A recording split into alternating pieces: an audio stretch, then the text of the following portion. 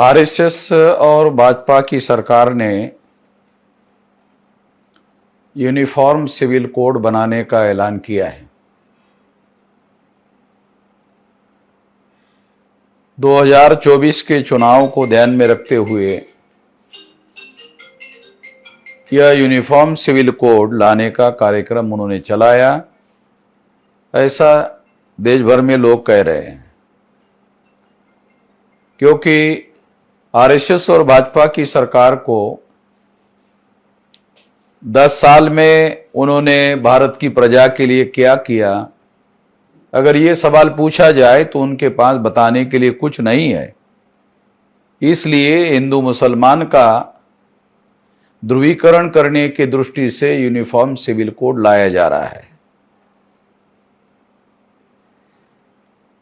इस चर्चा को इसी मकसद से शुरू किया गया, मगर भारत में मुसलमानों के द्वारा, क्रिश्चियनों के द्वारा जिस तरह से समझदारी का काम किया गया, उसकी वजह से हिंदू मुसलमान का ध्रुवीकरण होता हुआ दिखाई नहीं दे रहा है और इससे उनको बहुत ज्यादा फायदा होता हुआ दिखाई नहीं दे रहा है। मगर इसके बावजूद भी यूनिफॉर्म सिविल कोड लागू करने से मुसलमानों का ज्यादा नुकसान नहीं हो सकता। जो सबसे ज्यादा नुकसान होने वाला है वो आदिवासियों का कस्टमरी लॉ खत्म हो जाएगा। आदिवासियों को जो विशेष पहचान है, विशेष अधिकार है, वो उसके कस्टमरी लॉ के आधार पर है और यूनिफॉर्म सिविल कोड से ये सारे अधिकार समाप्त हो जाएंगे। तो ये बहुत बड़ा खतरा है। इसके साथ साथ यूनिफॉर्म सिविल कोड से अगर समान कानून बन गया तो कल चलकर कोई ब्राह्मण सुप्रीम कोर्ट में जा सकता है कि जब सभी लोगों के लिए समान कानून लागू हो गया तो अलग से आरक्षण लागू करने की क्या जरूरत है। तो यूनिफॉर्म सिविल कोड से एससी, एसटी, ओबीसी का आरक्षण भी समाप्त होने का खतरा पैदा हो गया है। इसलिए uniform civil code SC, ST, OBC के भी विरोध में है। ये बात तमाम एससी, एसटी, ओबीसी के लोगों को जानना और समझना जरूरी है।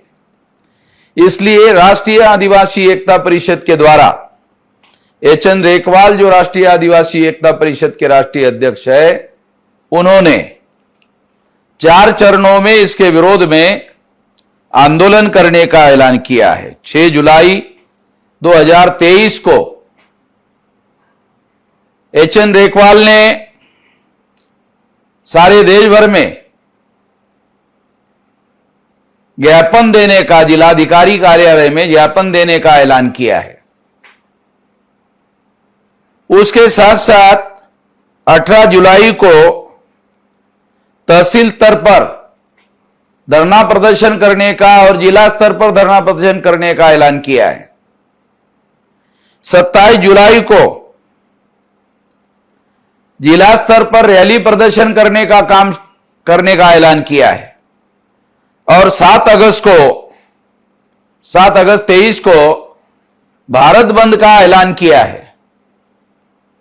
हम बामसेफ के तरफ से, भारत मुक्ति मोर्चा की तरफ से, बहुजन क्रांति मोर्चा की तरफ से, तमाम ऑफशूट संगठन की ओर से, राष्ट्रीय आदिवासी एकता परिषद का, ये सारे आंदोलन के लिए समर्थन करते हैं और तमाम संगठनों के और तमाम कार्यकर्ताओं को यह निर्देश दिया जाता है कि वो इस कार्यक्रम में सक्रिय सहभाग करने का काम करे और राष्ट्रीय आदिवासी एकता परिषद को सक्रिय समर्थन देने का काम करे।